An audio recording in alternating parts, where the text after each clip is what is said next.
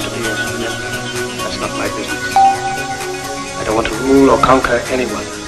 I should like to help everyone if possible. Jew, Gentile, black man, white. We all want to help one another. Human beings are like that. We want to live by each other's happiness, not by each other's misery. In this world there's room for everyone, and the good earth is rich and can provide for everyone.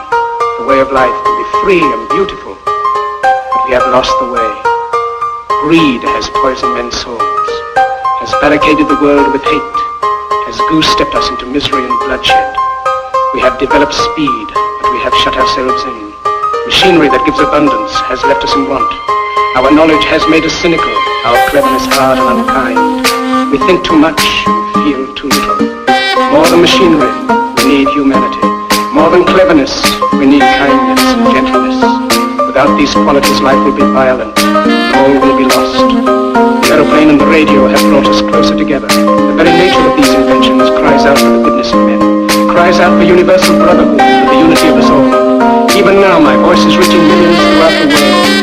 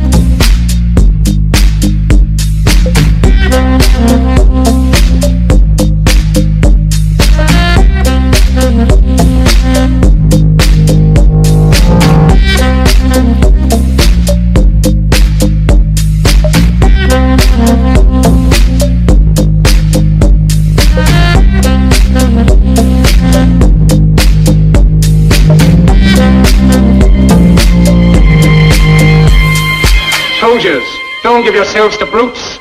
Men who despise you, enslave you, who regiment your lives, tell you what to do, what to think, and what to feel, who drill you, diet you, treat you like cattle, use you as cannon fodder. Don't give yourselves to these unnatural men with machine minds and machine hearts. You are not machines, you are not cattle, you are men. You have the love of humanity in your hearts. You don't hate, only the unloved hate, the unloved and the unnatural. Soldiers, don't fight for slavery, fight for liberty.